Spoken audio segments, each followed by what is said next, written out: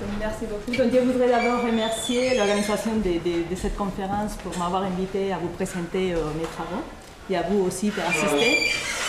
Donc, je suis désolée pour mon accent. Donc, s'il y a quelque chose, je parle aussi très vite, mais ça vient aussi de mes origines. Donc, si à quel moment vous voyez que ça ne va pas, vous pouvez me couper, c'est pas un problème. Donc, je voudrais vous parler aujourd'hui de stockage de l'énergie, et plus en particulier un système qu'on travaille dans les laboratoires, ça fait une dizaine d'années, depuis que je suis arrivée ici en France, que c'est le supercondensateur. Mais avant de vous parler, de me mettre vraiment dans la partie recherche, je voudrais vous faire un petit introduction. Et pour cela, qu'est-ce que j'ai pris? C'est un rapport des ministères délégués à l'industrie. Donc, chaque 5 années, les ministères, ils demandent de faire un espèce de rapport à différents experts, des industriels, des chercheurs, pour un tout petit peu identifier les technologies clés qui peut mettre la France en avant dans les contextes mondiaux, dans des différents sujets. Donc, dans notre cas, on va parler de l'énergie. Je vous ai mis en bas la page web, en cas où si vous voulez consulter. Vraiment, c'est très intéressant parce que ça nous donne une vision globale de l'intérêt de la France par les différentes technologies. Donc, comme ça, je profite pour vous montrer un tout petit peu ici en France comment on consomme de l'énergie. Donc ici, qu'est-ce que c'est représenté? C'est des années 70 jusqu'à l'année 2008. C'est per différents secteurs les consommations d'énergie. Donc vous voyez par exemple, c'est en rouge, c'est le transport, commence à augmenter un tout petit peu. Après, ici, c'est l'industrie, que malheureusement, à partir des années 90, ça s'est tassé. Donc on a de moins en moins d'industrie dans le pays, malheureusement. Mais après, il y a un secteur qui n'arrête jamais d'augmenter. C'est les secteurs qu'on appelle tertiaires ou résidentiels, c'est-à-dire c'est toute l'énergie qu'on consomme nous, parce qu'il ne faut pas oublier que de plus en plus on a des appareils qui sont de plus en plus gourmands d'énergie, on aime bien notre confort, on aime bien d'avoir dans nos maisons de la clim, etc.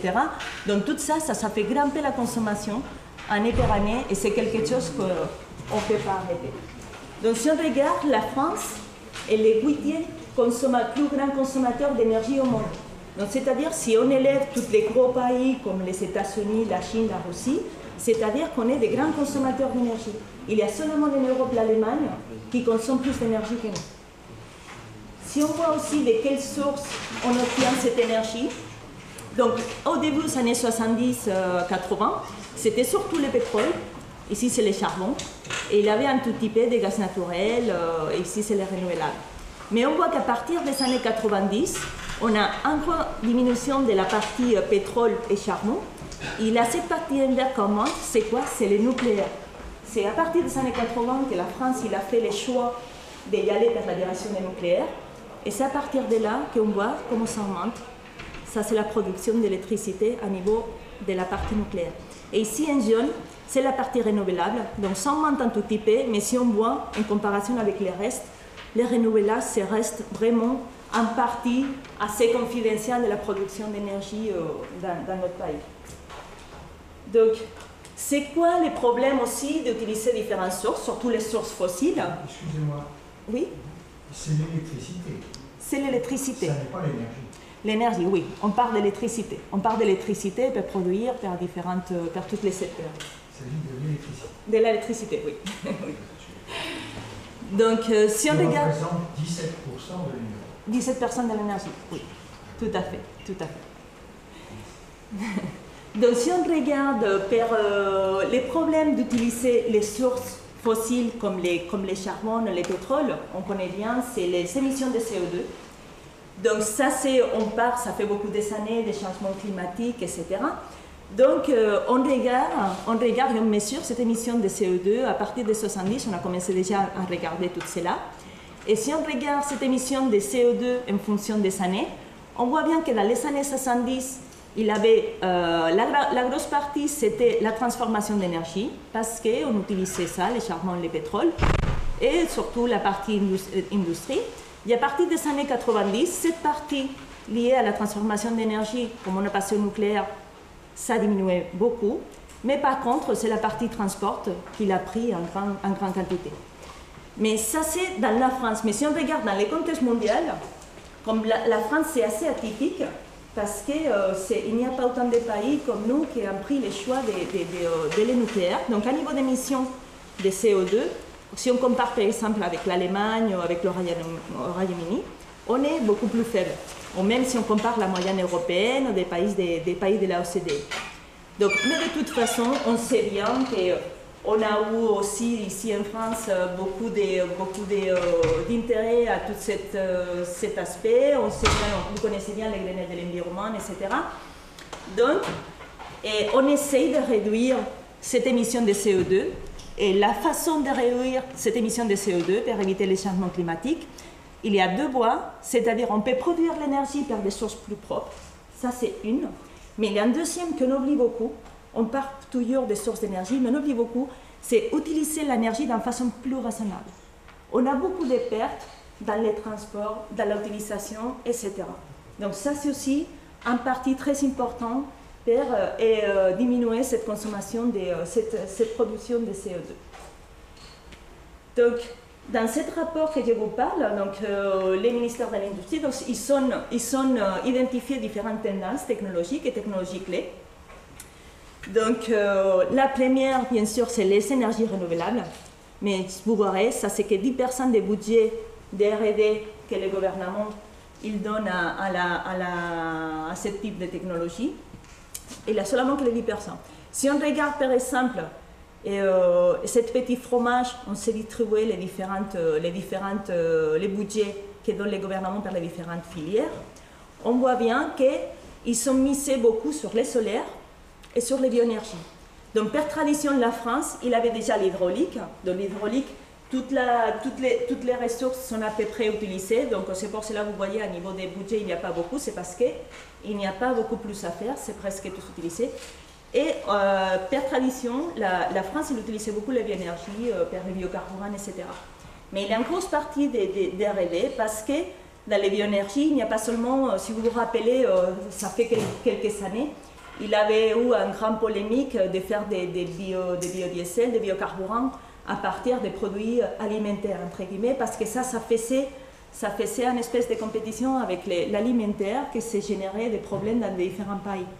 Donc maintenant, toute la recherche dans les bioénergies se dirige un tout petit peu à utiliser des ressources lignocellulosiques comme les bois, etc., pour essayer de développer, de ne pas être en compétition avec des autres secteurs de l'économie.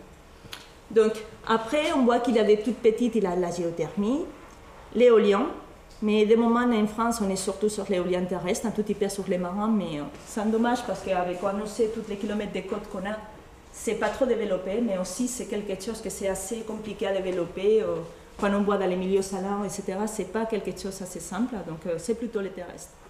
Donc ça, c'est la partie des énergies renouvelables sur les technologies identifiées et subventionnées par l'État. Après, il y a l'énergie nucléaire, bien sûr, et ça couvre encore les 50% des budgets. Donc, pourquoi il a misé beaucoup la France dans l'énergie nucléaire? Surtout parce que c'est une énergie propre. Et ça fait quelques années, c'était quelque chose qui était sociétalement assez accepté. On sait bien qu'après Fukushima, ça changeait un tout petit peu, mais bon, une fois qu'on est dans la dynamique, c'est très difficile de revenir en arrière. Donc la France, elle va continuer à miser dans les nucléaires. Ça arrive puisque ça arrive. Donc si on regarde, les nucléaires représentent 66% de la production d'électricité dans les pays. Si on compare avec le reste des pays, c'est en moyenne 14%. Donc c'est-à-dire vraiment que quand on est arrivé à ce niveau-là, on pourrait, ça sera très difficile de revenir en arrière et de passer, de diminuer beaucoup cette quota dans l'énergie nucléaire. Donc il y a beaucoup de recherches dans des différentes technologies pour passer des réacteurs. Je ne sais pas si vous avez entendu parler des niveaux 2, à niveau 3, à niveau 4. Mais bon, mais c'est simplement pour vous montrer que ça c'est une technologie que la France elle est prête à supporter assez importantement. Donc, une autre technologie identifiée, c'est l'hydrogène. Pourquoi l'hydrogène? Mais l'hydrogène, bon, il reste 6% des budgets. Mais pourquoi l'hydrogène? Parce que si on compare par exemple avec l'essence, à niveau des quantités d'énergie qu'on peut obtenir, on peut obtenir 35 kWh par kilo, en contre des 15 kWh qu'on peut avoir par exemple par l'essence. En plus, la combustion, elle est propre. Pourquoi elle est propre? Parce qu'on produit que de l'eau, c'est-à-dire qu'on n'a pas de CO2, etc. Donc les secteurs normalement qui sont identifiés par l'application, c'est la production d'énergie, donc différemment, on va faire l'électricité et la chaleur directement par la combustion de l'hydrogène. Mais après, il y a la partie pile à combustible, que c'est aussi un partie assez important. Donc, par exemple, pour les véhicules électriques, avec le stockage embarqué de l'hydrogène. Et après, des applications portables avec des petits appareils électriques. Mais l'hydrogène, il y a des désavantages. C'est vrai que quand on voit ça, c'est très alléchant. Mais par contre, il a la chaîne, desde la production à l'utilisation de l'hydrogène, il y a assez ils ne sont pas assez encore maîtrisés. La production, après il y a le stockage. On a les problèmes de le stockage. L'hydrogène, c'est un gaz assez léger, donc c'est difficile de trouver des matériaux pour faire des réservoirs qui puissent stocker bien l'hydrogène. Après, il y a les transports, la distribution, etc. Il ne faut pas oublier qu'il y a surtout l'hydrogène, il a un mauvais presse, entre guillemets, par ses côtés inflammables, etc. Donc ça, c'est la partie hydrogène. Et une partie la dernière partie que je vais vous parler, c'est les infrastructures électriques. Donc ça représente 14% du budget. Donc je vous ai dit, ce n'est pas seulement la façon comme on produit l'électricité, c'est aussi toute la partie infrastructure, c'est très important. Donc les évolutions technologiques qui ont été identifiées concernent surtout les équipements qui gèrent les transports efficaces de cette énergie-là, de l'électricité, et aussi les moyens de stockage de l'électricité. Pourquoi les moyens de stockage de l'électricité? C'est parce qu'il faut, on n'a pas toujours entre production et consommation. C'est très difficile d'égaler ça, c'est-à-dire qu'il faut, s'il faut produire sur mesure, c'est très difficile de dire, ok, maintenant comme c'est hiver, on produit plus, maintenant c'est été, mais bon, on perd toujours beaucoup. Donc il faut trouver des moyens de stockage de l'électricité pour éviter ça. Et aussi, si on mise dans les renouvelables comme l'éolien, les solaires, c'est des sources intermittentes. C'est des choses qu'on ne peut pas contrôler. On ne peut pas contrôler quand il fait soleil, on ne peut pas contrôler quand il fait vent. Donc, il faut trouver des moyens de stocker cette électricité-là. Donc, les technologies qui existent pour le stockage de l'électricité, ces différentes technologies dépendent de la quantité de water qu'on veut stocker. Par exemple, si on est dans le stockage à grande échelle, qu'on est dans la partie entre des centaines et des dizaines de mégawattheures par heure, les systèmes qui sont les plus répandus, c'est la compression d'air. Après, si on est à grande échelle, donc ici on va parler de dizaines à plusieurs mégawattheures par heure. Donc ici, on commence à rentrer les accumulateurs électrochimiques. Donc on va voir les batteries lithium-ion, les plomacides, et après aussi un petit peu de stockage de chaleur. Et après, il reste le stockage à moyenne échelle, que c'est là-bas que c'est cette partie qui nous intéresse dans mon groupe de recherche. On est dans la fenêtre de quelques kilowattheures par heure au mégawattheure par heure. Et là-bas, il y a les accumulateurs électrochimiques, les supercondensateurs, que c'est le système qu'on travaille nous, les volants d'inertie, la pile à combustible. Donc, ce sont tous ces systèmes-là. Donc, je voudrais vous parler aujourd'hui de tous ces systèmes de stockage électrochimique de l'énergie. Donc j'ai mis seulement le stockage, mais bon, c'est stockage et conversion parce qu'il a la pile à combustible. Donc dans ces systèmes de stockage de l'énergie, c'est quoi qui nous intéresse? D'un côté, il va nous intéresser la quantité d'énergie qu'on peut stocker, parce que c'est ça qui va nous donner l'autonomie. Par exemple, si on est dans un véhicule électrique, plus on peut stocker, plus d'autonomie, plus de kilomètres on peut faire. Et après, il a l'autre chose qui est important, c'est en quel espace de temps on peut récupérer cette énergie, c'est-à-dire la puissance qu'on peut obtenir. Donc si on regarde les différents systèmes de stockage d'énergie, ici on a les condensateurs normaux, électrostatiques. Ici, il y a les supercondensateurs. Donc les supercondensateurs, ils ont beaucoup de puissance, mais pas beaucoup d'énergie. Après, il y a les supercondensateurs qui sont aussi de puissance importante et d'énergie moyenne. Après, il y a les batteries qui ne sont pas à autant de puissance, mais peuvent stocker beaucoup d'énergie. Et finalement, il y a la pile à combustible, que c'est le système dans lequel on peut stocker la quantité plus élevée d'énergie. Donc je vais vous parler, mais très rapidement, de qu'est-ce que c'est chacun de ces systèmes-là. Donc par exemple, qu'est-ce que c'est un pile à combustible?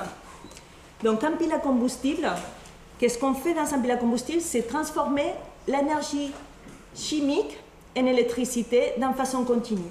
D'une façon continue, pourquoi? Parce qu'on utilise un combustible, que c'est, dans les cas des piles à combustible les plus répandus, il y a différents types, je vais vous parler seulement d'un type.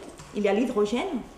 Donc l'hydrogène, il va réagir, donc toujours dans ce système, on est en anode, en cathode. L'hydrogène, il va réagir dans un anode pour former des protons et des électrons. Les électrons, ils vont passer dans les circuits, les protons ici. Ces protons-là, avec les électrons, ils vont réagir avec l'oxygène de l'air pour faire ce type de réaction. Et à la fin, qu'est-ce qu'on a? C'est que l'hydrogène plus l'oxygène de l'air, il va nous donner de l'eau. Donc, à la base, ce système-là, c'est très intéressant parce qu'en plus de qu'on peut stocker beaucoup d'énergie, les produits, c'est que de l'eau et la chaleur. Je n'ai pas mis la chaleur et la chaleur. Donc, c'est tout. Donc, c'est pour ça que c'est des systèmes assez propres. Mais par contre, il y a un contre, c'est que ce type de réaction, il ne se passe pas comme ça, ce n'est pas des réactions spontanées. On a besoin de ce qu'on appelle des catalyseurs. C'est-à-dire, il faut mettre quelque chose qui donne un petit peu de boost à ce type de réaction. Et dans la technologie des piles à combustible, aujourd'hui, les catalyseurs qu'on a trouvés que ça marche le mieux, c'est les platines. Qu'est-ce qui arrive avec les platines? C'est cher. Donc, il y a beaucoup de recherches pour essayer de développer des électrodes avec la quantité plus faible de platine possible pour essayer d'être compétitif avec la pile à combustible. Donc, par exemple, je ne sais pas, je pense que vous avez entendu ce matin, M. Braud, dans son laboratoire ici au Grémy, où on est placé, ils ont une technique assez intéressante. Je pense qu'au niveau mondial, ils sont à la quantité de platine la plus faible pour la meilleure efficacité. Parce qu'ils arrivent à déposer les platines dans des toutes petites particules par des méthodes plasma. Et c'est vraiment, ils sont un système assez intéressant. Ils ont pas mal de projets de développement à des différents industriels parce que c'est vraiment très intéressant. Donc ça, c'est une pile à combustible. Après, en batterie, je ne vais pas vous expliquer beaucoup qu'est-ce que c'est en batterie. En batterie, on a nos anodes, nos cathodes. On transforme aussi l'énergie chimique par des réactions faradiques, réactions redox en électricité. Donc on a les piles qu'on connaît tous, les piles boutons, les piles cylindriques, etc. Donc ici, il rentrera les batteries lithium-ion, toute la famille des batteries qu'on puisse connaître. Après, on a les condensateurs. Donc, les condensateurs sont des petites composantes que tout le monde connaît. Les condensateurs sont ces petits systèmes qu'on peut stocker en charge électrique très importante dans un espace très petit. C'est pour ça que c'est très important. Donc, et ces condensateurs, ils sont caractérisés, parce qu'on va parler après dans les supercondensateurs aussi, qu'il a un coefficient, on va parler toujours des capacités, que c'est le coefficient qui va nous lier la charge stockée avec la tension entre les deux bords. Donc, ça, c'est une relation assez importante. Et cette capacité, il va dépendre de la distance entre les deux plaques de nos condensateurs et de la surface de chaque condensateur. Donc, ça, c'est des condensateurs. Je voulais vous parler des condensateurs pour que vous compreniez après qu'est-ce que c'est un supercondensateur. Donc, c'est maintenant que je vais vous parler de qu'est-ce que c'est un supercondensateur. Ça fait un petit peu ça quand on met les mots super devant de quelque chose. Je vais vous expliquer un petit peu pourquoi. Donc, les principes de fonctionnement d'un supercondensateur. Donc, un supercondensateur, à la base, c'est deux électrodes, donc comme dans tous les systèmes électrochimiques. On a un séparateur, pour pas qu'il ait contact électrique, et après, c'est immergé dans un électrolyte. Donc, on a nos cations, nos anions, etc. Donc, quand on charge nos supercondensateurs, donc il y a un électrode qui devient polarisé positif, un électrode qui devient polarisé négatif. Donc les ions négatifs, ils viennent dans l'électrode positif, les ions positifs, ils viennent ici. Donc c'est-à-dire qu'on forme une double couche électrochimique dans les interfaces des deux électrodes. Donc et après, quand on décharge, donc les ions, ils reviennent dans l'électrolyte et on peut récupérer notre énergie. Donc, c'est pour cela pourquoi on appelle ça un supercondensateur. C'est parce que je vous ai parlé déjà de cette relation, que la capacité dépend de la surface et la distance entre les deux plaques. Dans notre cas, la double couche électrique, elle est faite entre la surface de l'électrode et la première couche d'ion qui va venir quand on polarise nos condensateurs. C'est-à-dire qu'au lieu d'avoir la distance comme un condensateur, qu'on a la distance entre deux plaques, on est vraiment seulement la distance entre la surface de l'électrode et les centres de notre charge. C'est-à-dire qu'on va avoir un D de l'ordre des nanomètres. C'est pour cela qu'on peut avoir des capacités énormes, de 0,1 farad per mètre carré. Et donc c'est pour cela qu'on l'appelle supercondensateur, parce qu'on a des capacités beaucoup plus élevées qu'un condensateur classique. En plus, on peut jouer avec cette S-là, ça vous verrez après dans nos parties recherche, qu'est-ce qu'on fait. Et on peut avoir des surfaces de cette interface d'environ 1000 m² per gramme, vous verrez comment. Et ça nous fait avoir des capacités d'environ 100 farad per gramme. Donc c'est des valeurs vraiment énormes et c'est pour cela qu'on l'appelle des supercondensateurs. Donc ici, je vous ai mis un petit tableau où on compare les trois systèmes de stockage d'énergie, les condensateurs, les accumulateurs et les supercondensateurs. Donc les différences. Donc vous voyez un principe de fonctionnement, les condensateurs c'est électrostatique, c'est les charges électriques à la surface de l'électrode. Dans les cas des supercondensateurs, c'est aussi électrostatique, mais dans les cas, au lieu des charges électriques, c'est les ions qui sont dans l'interface. Et dans les cas d'un accumulateur, d'une batterie, c'est des réactions faradiques. Si on regarde dans des puissances, ici, comme c'est seulement des charges qui vont se balader, on a des puissances énormes. Dans les cas de batteries, quand c'est des réactions faradiques, sont petites. Et dans les cas des supercondensateurs, on est entre les deux. À niveau d'énergie, dans les condensateurs, sont très faibles. Les batteries, c'est les plus élevées et les supercondensateurs sont entre les deux. Mais c'est des énergies pas trop élevées. En durée de vie, on a les condensateurs infinis. On peut charger et décharger un condensateur combien de fois on veut. En batterie, c'est 10 000. Ici, c'était un peu optimiste. Si vous voyez la batterie de votre téléphone portable, à partir de 1000 fois, elle ne fonctionnera plus. Et après, on a un avantage des supercondensateurs, c'est qu'on peut les charger et décharger 1 milliard de cycles. Non, 1 million de cycles. Des fois en français, j'ai mal à 1 million de cycles. Et les temps de charge, donc dans les condensateurs, on est dans les microsecondes. Dans les cas des batteries, on est entre les minutes et de quelques heures. Et par contre, les supercondensateurs, on est de quelques secondes. C'est-à-dire qu'on est des systèmes de puissance. On est des systèmes de stockage d'énergie, mais c'est des systèmes de puissance. Ici, je vous ai mis encore un diagramme un peu plus détaillé où il y a la puissance et l'énergie. On voit bien ici sur tous les accumulateurs qu'on peut trouver dans les marchés, les lithium-ion, les batteries au plomb. Donc on voit bien que les supercondensateurs, c'est de la puissance. On ne peut pas compétir à niveau d'énergie, par exemple, avec des batteries lithium-ion.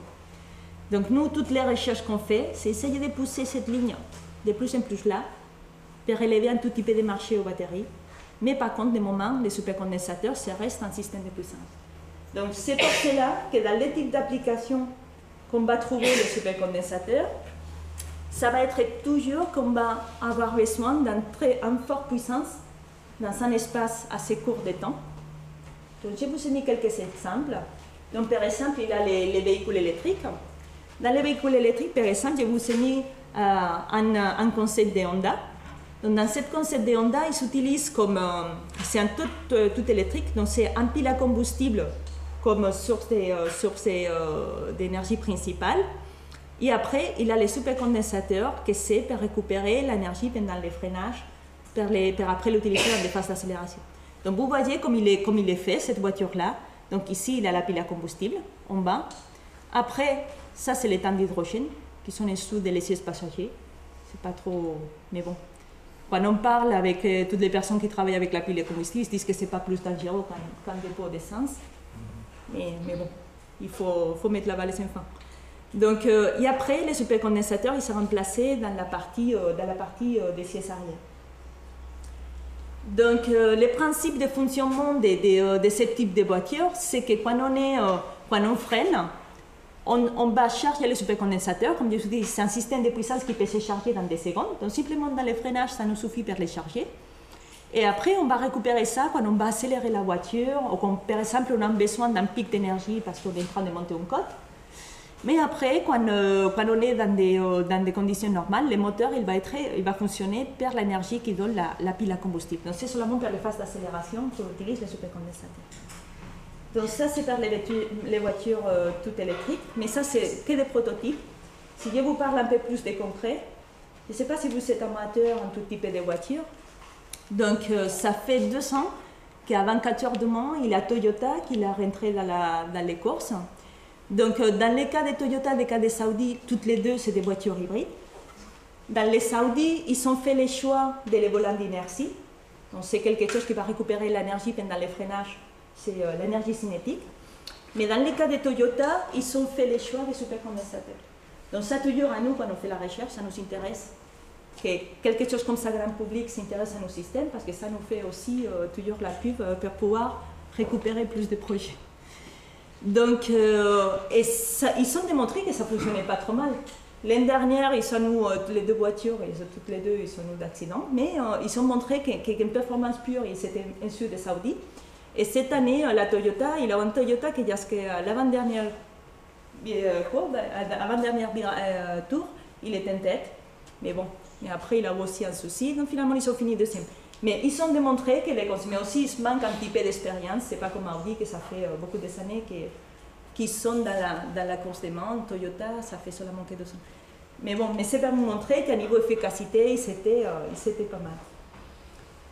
Donc aussi, je vous montre des choses de toutes les heures, parce que vous allez me dire, ok, c'est des voitures de course, c'est pas des applications que nous, on va utiliser toute la vie. Mais si vous savez, par exemple, un Peugeot, probablement vous aurez des supercondensateurs dans votre voiture. Donc c'est pour vous dire que c'est des systèmes qui sont déjà implémentés dans la vie de toutes les heures. Donc par exemple, dans tous les modèles EHDI des Peugeot, ici je vous montre la 508, il a déjà des supercondensateurs. Donc dans ces cas-là, les supercondensateurs, il est placé ici, en avant de la roue avant. Donc ici, on voit bien, il a les supercondensateurs qui est connecté à les moteurs thermiques. Et s'utilise pour quoi? J'imagine que vous allez entendre parler des systèmes start and stop. Donc la plupart des systèmes start and stop des voitures, c'est des supercondensateurs. Parce que supercondensateur, c'est fait pour ça. Il peut récupérer l'énergie pendant on freine, et après, tout de suite, il peut la donner quand on va redémarrer la voiture. Donc c'est pour cela, par exemple, dans la 308, dans la Partner, dans la 3008 ou la 5008, il a déjà des supercondensateurs dans les voitures. Autres applications de la vie de tous les jours où ils sont assez implémentés ce système, je ne sais pas si vous connaissez les services Autoliv à Paris. C'est Bolloré qui fait ça, donc la Blue Car. C'est une voiture toute électrique, donc ils sont des batteries lithium polymère à l'intérieur, mais aussi pour la partie freinage, accélération, etc. C'est aussi des supercondensateurs. Après, il a des autres marques, il n'a pas seulement que Peugeot qui sont misés sur les supercondensateurs pour le start and stop. Il a les Mazda aussi.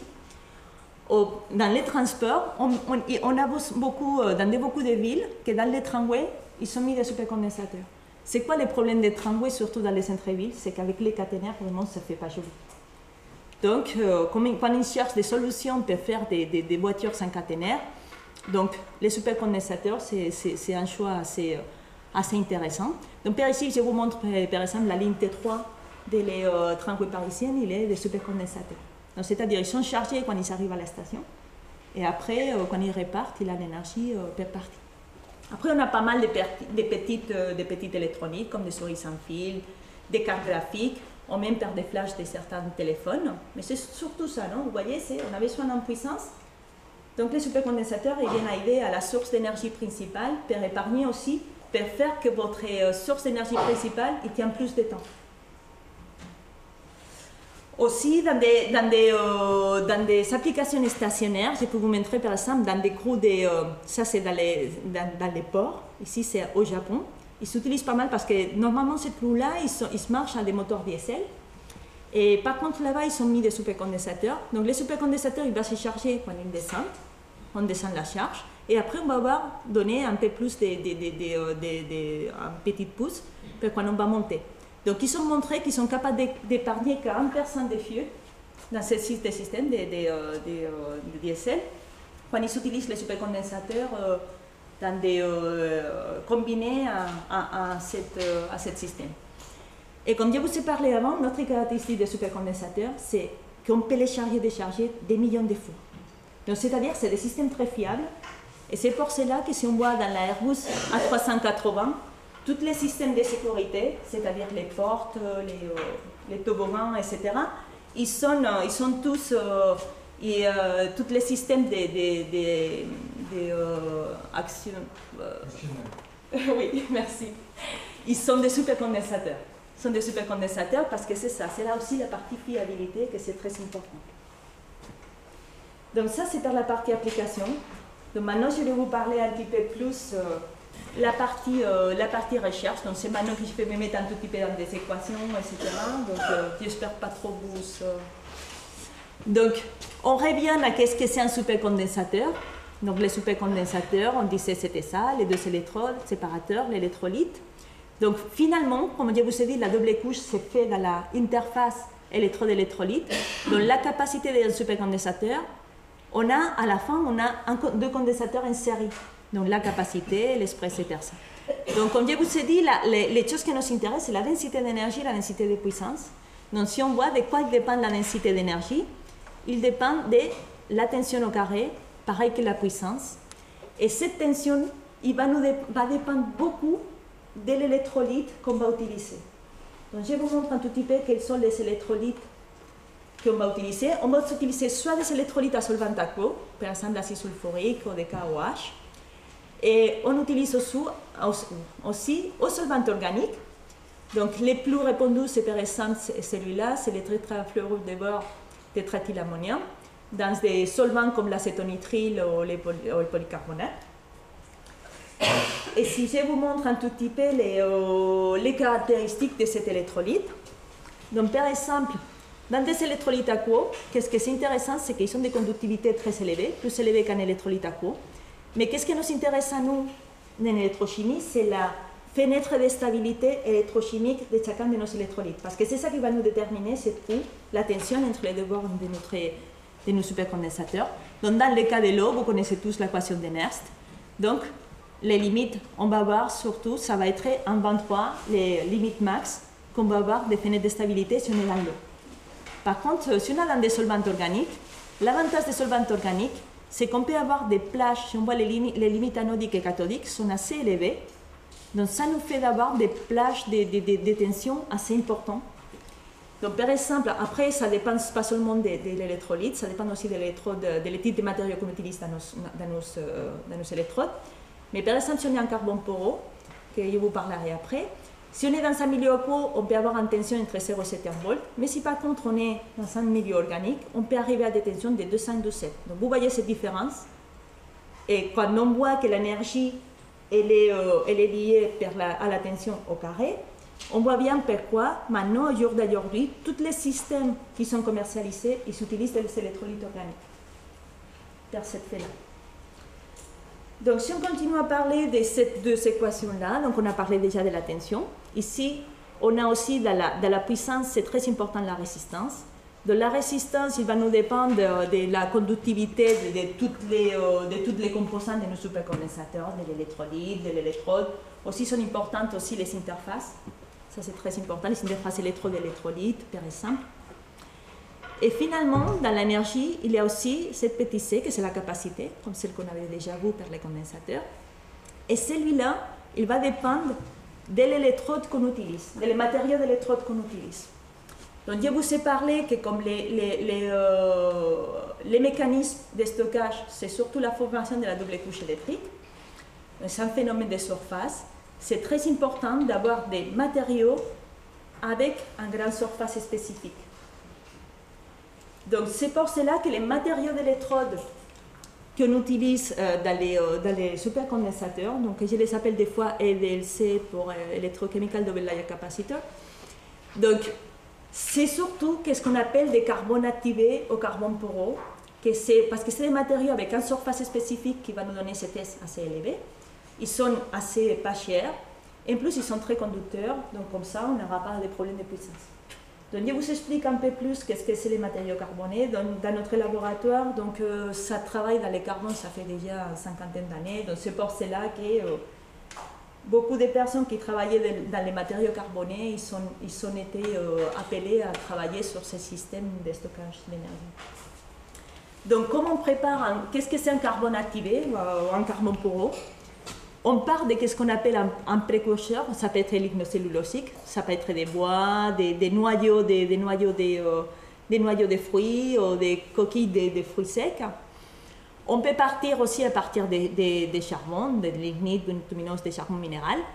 On peut aussi utiliser comme précurseur des fibres de carbone, des polymères, nanotubes. On peut utiliser beaucoup de précurseurs. Et après, on passe à l'étape qu'on appelle d'activation. Donc, c'est-à-dire, on a cette précurseur-là. La première chose qu'on fait, c'est un pyrolyse. C'est-à-dire, ici, je vous montre un petit four de notre laboratoire.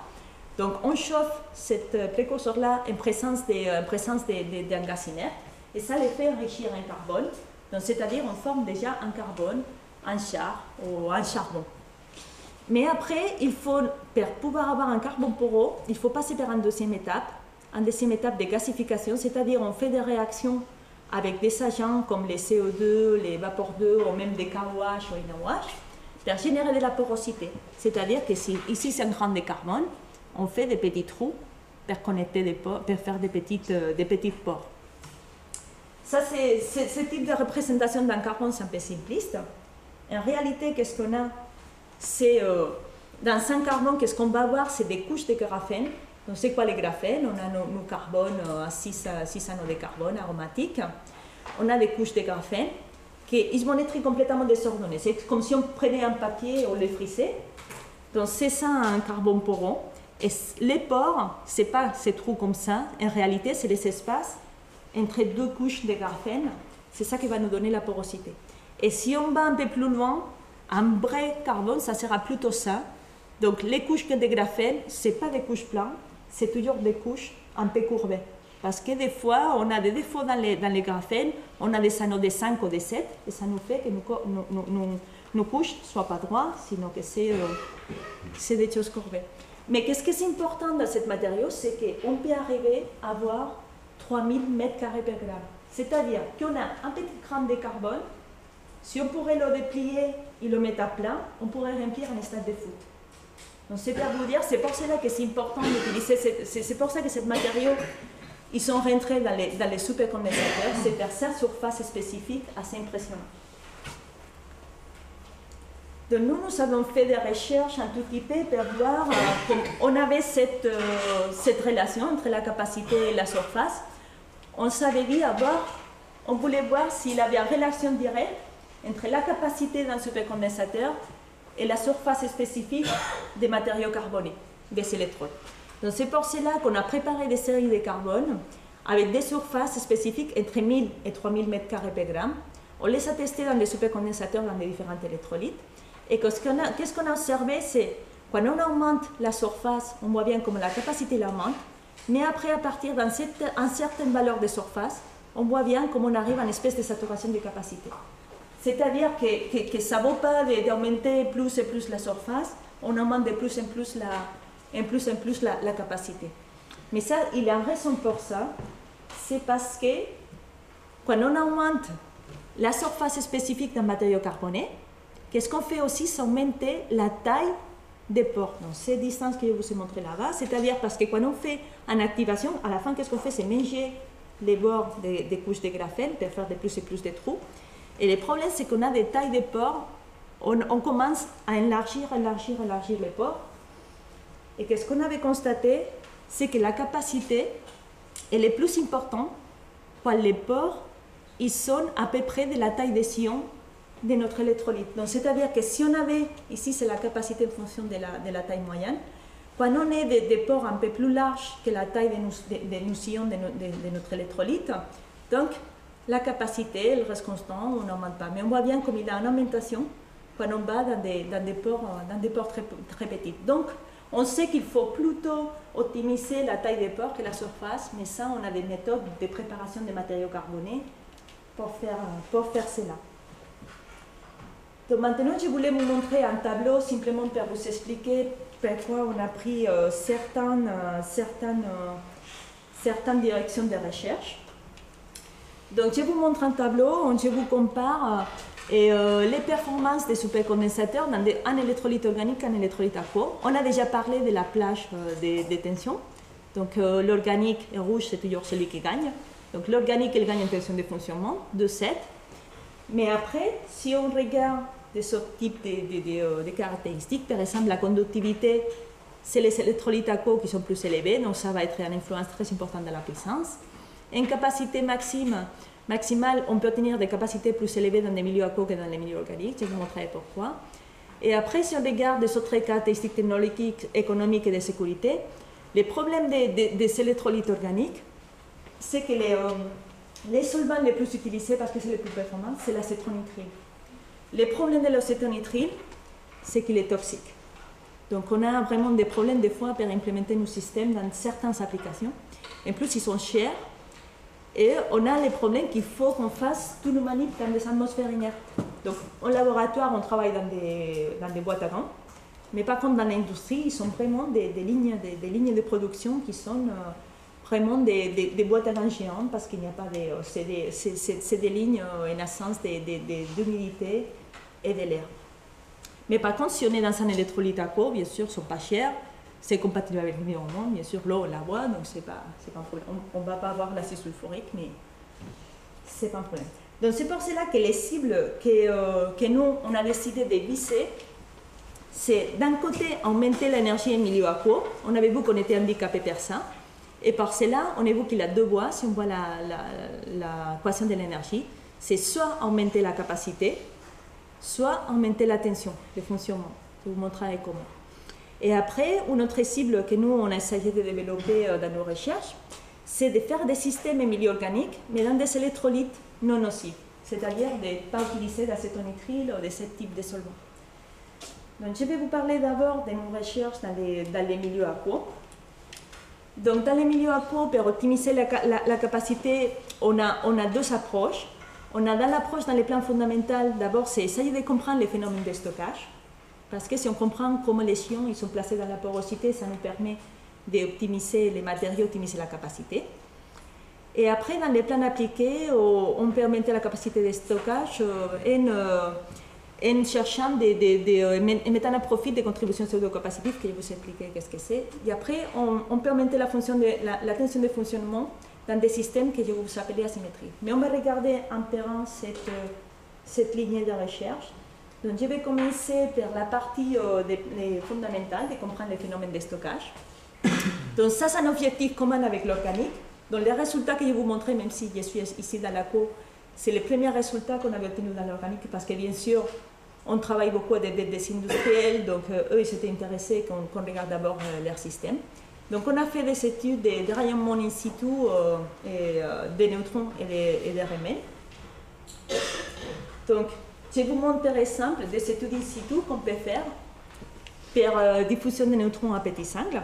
Donc pour cela, qu'est-ce que c'est bien, c'est qu'on peut faire, c'est in situ, c'est-à-dire on va regarder comment les ions se placent dans la porosité de nos électrodes pendant le fonctionnement des supercondensateurs. Donc pour ça, on a dessiné une petite cellule dans laquelle on a l'électrode positif, les négatifs, les séparateurs.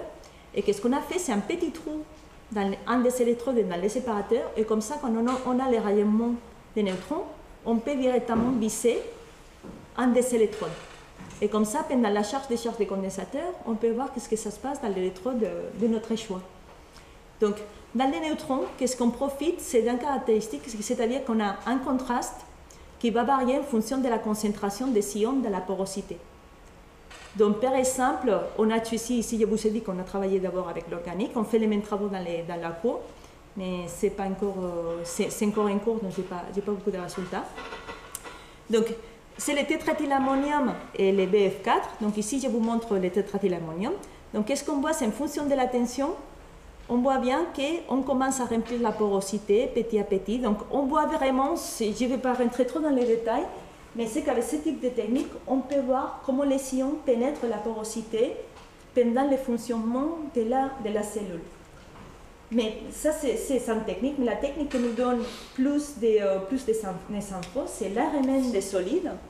Donc, dans ce cas-là, on a fait des études plutôt ex situ.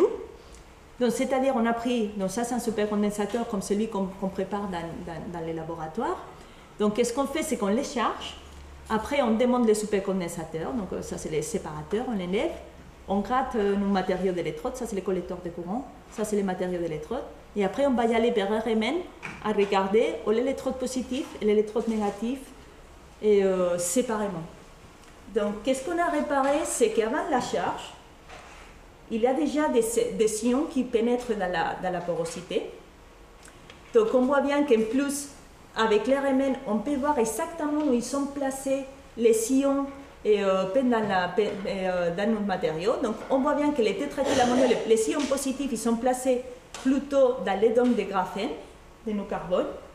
Et par contre, les anions, ils sont placés plutôt dans la périphérie des dômes de graphène. Ça va la charge. Après la charge, ça peut fonctionner.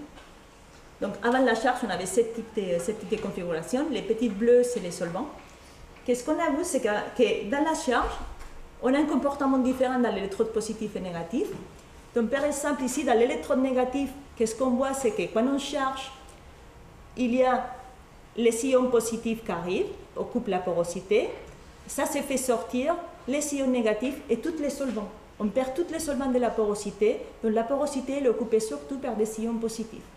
Par contre, dans l'électrode positive, on a un comportement différent. Quand on charge, il y a les ions positifs qui partent, les négatifs qui rentrent, mais après, les solvants et les positifs restent à la porosité. Donc tout ça, ça nous donne beaucoup d'informations pour déterminer les contraintes des tailles des pores pour que nos électrolytes ils rentrent, les ions de ces électrolytes ils rentrent dans la porosité, ils nous donnent de la capacité. Donc c'est comme ça qu'après nous, avec cette information-là, on peut adapter la taille des pores de carbone en fonction de l'électrolyte qu'on va utiliser. Donc après nous, on a une technique expérimentale pour passer ça à le développement des matériaux. Donc ça, c'est une technique assez intéressante. Je vous ai dit que pour optimiser la capacité, après on a un autre voie de recherche, que c'est augmenter la capacité de stockage, mais ça c'est dans les plans appliqués. Donc, Metana profite des contributions de pseudo-capacité. Donc on a parlé de capacité, mais c'est quoi? Je vous mets un mot encore, la pseudo-capacité. Donc la pseudo-capacité, c'est des réactions de transfert de charge, comme celles qu'on peut avoir dans une batterie, dans un accumulateur, mais par contre sont assez rapides. Et ce qui est important, c'est qu'il y a une variation de charge avec le potentiel. Donc vous vous rappelez bien, ça c'est la relation qu'on est toujours dans les condensateurs, avec une espèce de capacité. Donc ça n'arrive pas avec beaucoup de matériaux. On a des matériaux spéciaux qui font ce type de comportement. Il y a les polymères conducteurs, certains oxydes. Mais qu'est-ce qui nous intéresse à nous? C'est qu'est-ce qu'on appelle des groupes fonctionnels de la surface de carbone, ils donnent aussi de la pseudo-capacité. C'est quoi un groupe fonctionnel de carbone? Je vous ai montré que le carbone, c'est des couches de graphène.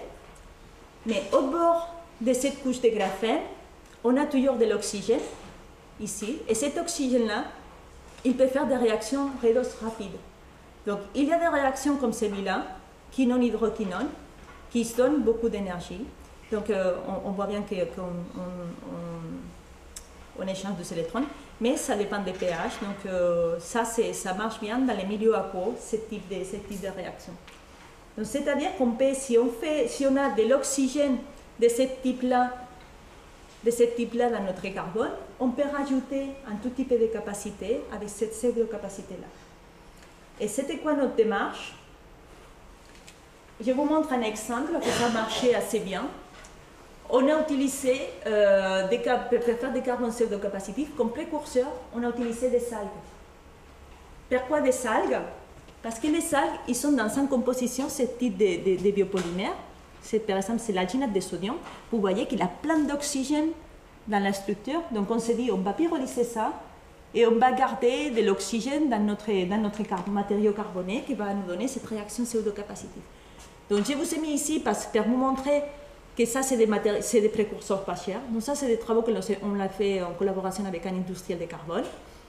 Parce que les algues, c'est quelque chose que c'est assez répandu, s'utilise pour la perte de nourriture, mais aussi pour extraire toute cette biopolymère. Pourquoi? Parce que cette biopolymère, si vous regardez bien, tous ces numéros-là, vous les trouvez, toutes les iode dans tous vos aliments, même dans la baguette de pain, il a sont des additifs qui s'utilisent pour gélifier, pour émulsifier nos matériaux.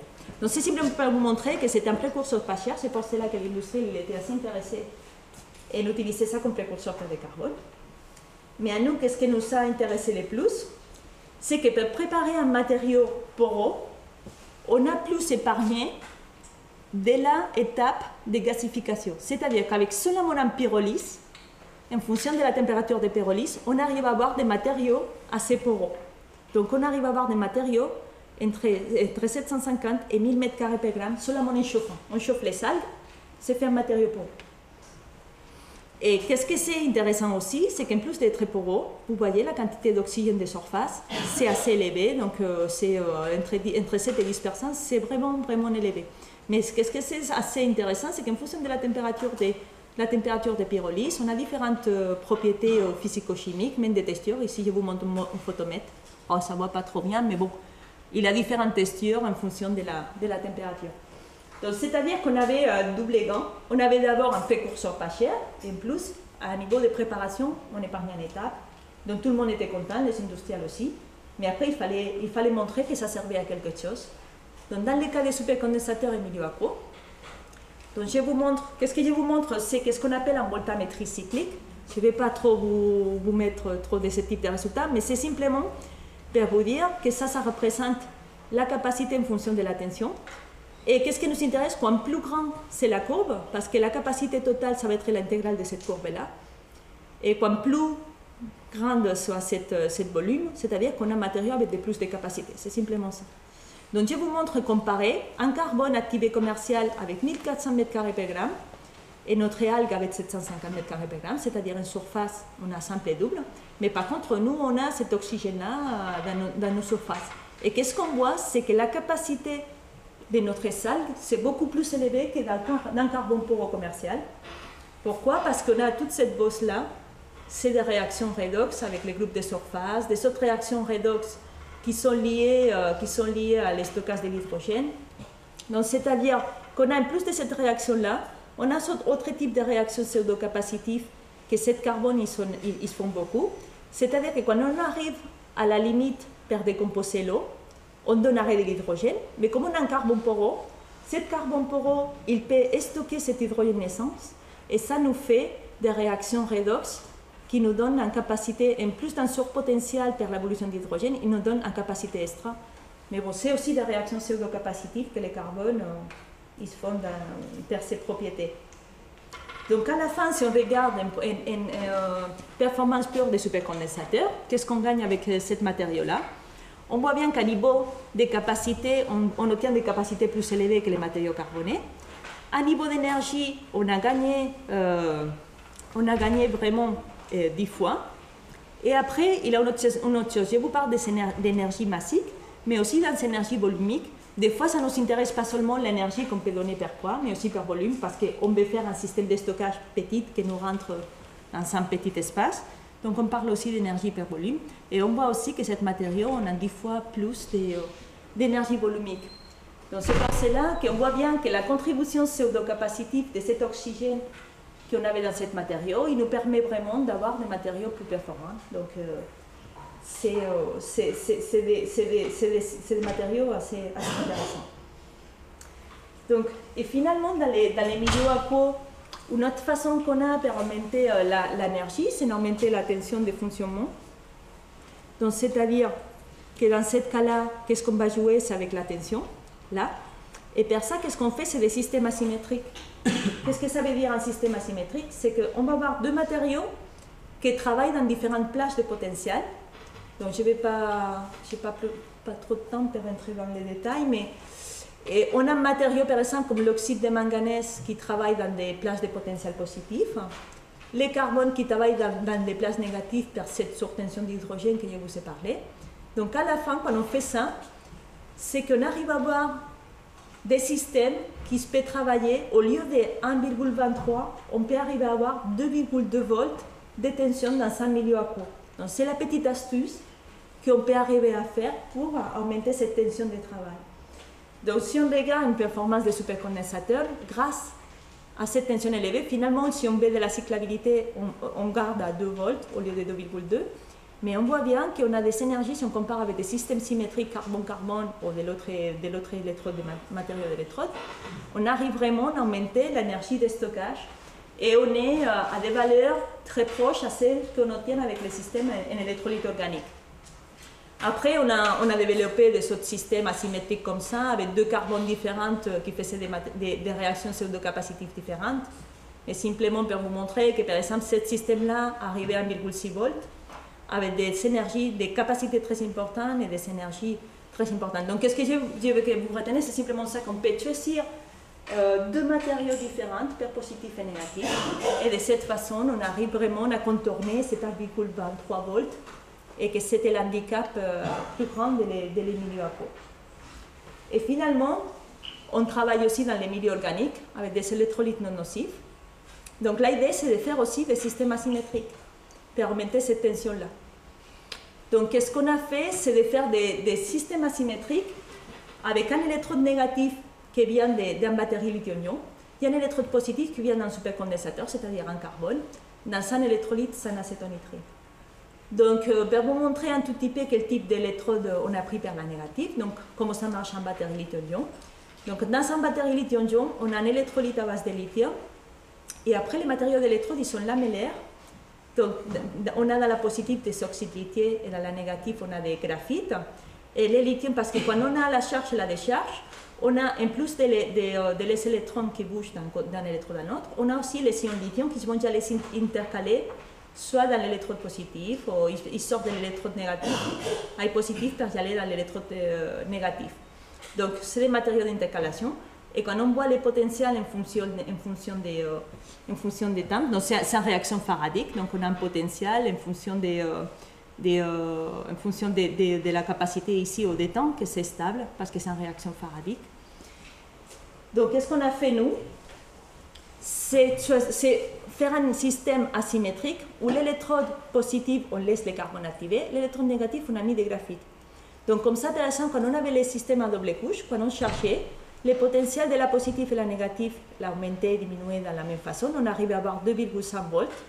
Mais dans le cas de ce système asymétrique ou hybride, parce qu'on mélange deux systèmes de stockage, on a l'électrode positif, le carbone activé qui fonctionne comme un double couche normal. Mais après, on a une réaction faradique dans les négatifs, que ça fait un potentiel très, très bas, et ça nous fait avoir des différentes tensions assez élevées des cellules. Donc simplement pour vous montrer, donc ça marche comme un supercondensateur standard, mais que dans ce système asymétrique, on arrive à avoir même 4,5 volts de tension, et on arrive à avoir des énergies assez très élevées. Donc on est vraiment dans des systèmes qui sont entre un supercondensateur et une batterie. Mais ce qui est important, c'est qu'on utilise des électrolytes plutôt de la technologie lithium-ion, qui sont des électrolytes avec des polycarbonates, qui ne sont pas autant volatiles ni toxiques comme l'acétonitrile. Donc on s'épargne toute la partie toxique qu'on a dans les doubles couches.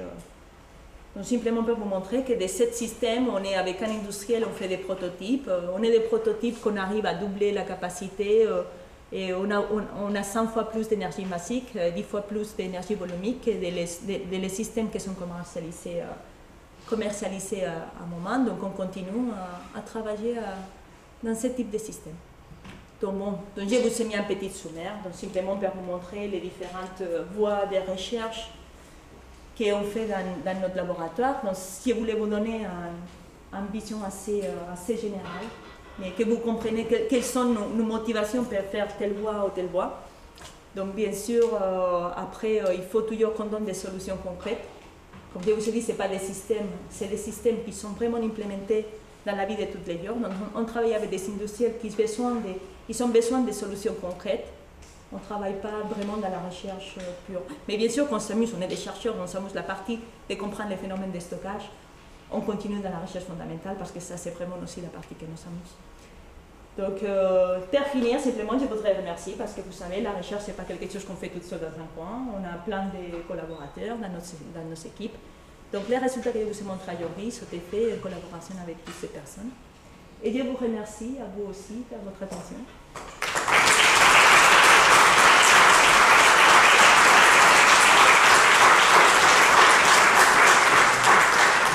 Si vous avez des questions. Est-ce que vous avez protégé ces inventions, ces découvertes? Oui, bien sûr, tout est breveté. En plus, le CNRS, il a une politique assez ils s'incitent beaucoup aux chercheurs à breveter, comme on appelle des choses comme ça. Toute la partie qu'on fait avec les industriels, c'est les industriels qui tout de suite nous bloquent de breveter. Et après, quand on travaille aussi dans des choses qui ne sont pas directement avec l'industrie, les CNRS, vraiment, si on les présente un projet qu'ils voient bien qu'il a un intérêt, ils se brevettent. Donc, ils ne sont pas peur de mettre l'argent pour déposer les brevets. Donc, dans cette dernière année, dans ce système, on a dû déposer un 15 brevets. Combien? Un 15 brevets. Dans ce type de système, matériaux, etc. Donc grâce à ça, le laboratoire il a reçu un prix cette année de l'INPI pour la façon de valoriser nos recherches. Oui, je voulais savoir si les condensateurs, une fois qu'on les a chargés, ils se déchargent tout seuls. Et est-ce que ces nouveaux systèmes-là gardent de la charge? Ça, c'est une partie qu'on étudie aussi, c'est ce qu'on appelle l'autodécharge. Donc c'est très important. Donc après, quand on parle des tensions maxi d'utilisation de matériaux, c'est parce qu'on a étudié aussi l'autodécharge. Donc on sait que la journée, on perd peut-être 10% de la charge, mais après, ça devient très très léger. Donc on peut les laisser charger, c'est comme une batterie d'union, comme la batterie de votre téléphone. Si vous ne l'utilisez pas, après une semaine ou deux, vous devez décharger.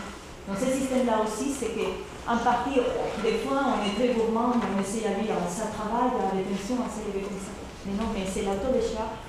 Tout de suite, donc il faut des fois, on dit que l'utilisation optimale c'est plus faible que la réalité pourrait faire, que garder un bon autodécharge. Mais donc c'est quand même quelques jours. Oui, c'est quelques jours. Mais qu'est-ce que c'est important, c'est qu'on peut les chercher très vite. C'est probablement une question bête, je n'ai pas compris quel était le rôle du séparateur. Le rôle du séparateur, c'est de ne pas avoir un contact électrique entre les taux positifs et négatifs, sinon vous allez avoir un court-circuit. Ça laisse passer les ions, mais ça ne laisse pas passer les électrons.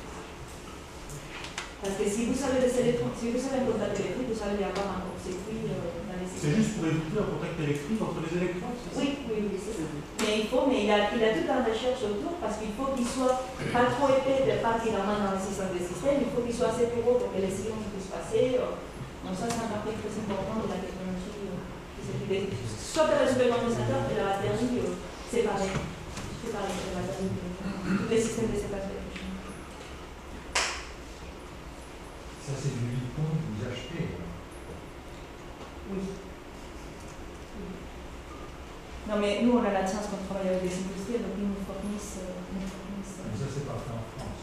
Non. Chez 3M. Oui, c'est pas ça. Oui. Oui, c'est déjà connu. Dans les supercondensateurs, on est aussi avec des polypropylènes, donc plus standard. Même on peut travailler avec la fibre électrique. Et tout ça, ça peut se déposer sur le film, évidemment. Ah oui. Et après, vous rembobinez comme une capacité électrique. Nous, au laboratoire, on fait des électrolatages.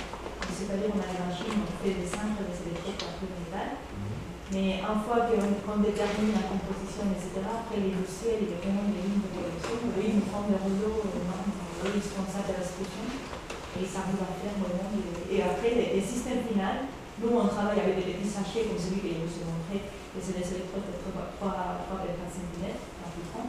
Et après, l'industrie nous fait des systèmes combinés dans l'ensemble. Et c'est auto-réparable comme les capacités en polymère? Non, c'est pas auto-réparable. S'il y a un arc, c'est possible. Oui, surtout parce que ça dépend aussi des, comme je vous ai dit, l'électrolyte, etc. S'ils prennent un tout petit peu d'eau, on peut tout le temps.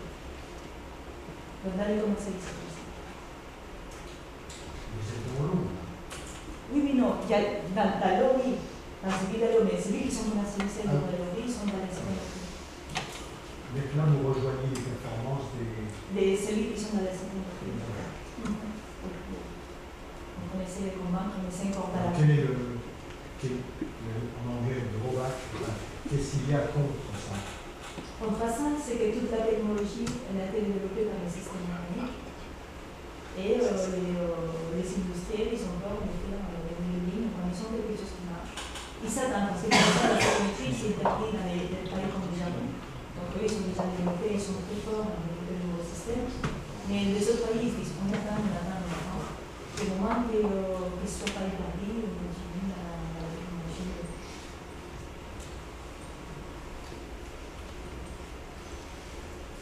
petit passage dans le système industriel. Est-ce qu'il y a des rachats de brevets par des sociétés étrangères, style américaines ou chinoises, plutôt des françaises? Est-ce qu'il y a des contrats avec certaines sociétés On n'a pas de brevets parce que, si vous voyez, c'est les dernières, de l'industrie dont vous parlez, les dernières 650 ans. On est encore, donc on a les brevets avec la société française. Parce qu'on a la chance que l'unique société européenne des supercondensateurs est française. C'est ça. Non, c'est Bolloré. Ça, il était avant dans les supercondensateurs, on a même fait des tests dans les tests. Mais après, ils sont pris partie de ce qui s'appelle le lithium de puissance. Ils sont arrêtés les supercondensateurs. Un autre rapport israélien. On a des petits projets à venir avec eux. Ils sont un tout petit peu la veille technologique. Mais par contre, eux, ils font tout. Ça s'est fait au Canada, c'est pas en France. Mais on a la chance que vous l'aurez. Et quel développement vous voyez maintenant que vous avez atteint ça? Vous allez faire des multicellules ou qu'est-ce que vous allez faire? Non, nous, on est vraiment des chimistes de matériaux. Donc, nous, on veut continuer à proposer des matériaux et Vous des allez systèmes. tester une quantité d'algues différentes? Oui. C'est ça. Oui. Donc, on est dans ça. On est dans la recherche des précurseurs, qui sont les plus intéressants à niveau cours, à niveau rendement, etc. Et après, on propose ce type de système aussi. Donc, je vous parle de ce système asymétrique que j'ai parlé à la fin. Là-bas, on a un marche de travail énorme. On a mélangé des carbones avec une petite quantité de matériaux des batteries de fonction. On arrive vraiment à une de performance. Il y a encore des petites. Et vous ne faites rien pour le photovoltaïque? Non. Le DSS? Non. Mais on sait, mais il y a beaucoup de similitudes. Oui. Mais surtout dans les photovoltaïques, ils sont intéressés dans ce type de système, mais c'est surtout pour lisser les signaux. Pour les signaux, pour les lisser. Ah oui, non. Mais pas directement de là. Non.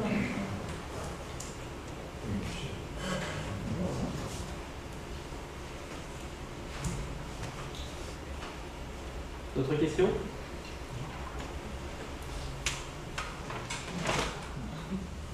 Alors on va vous remercier.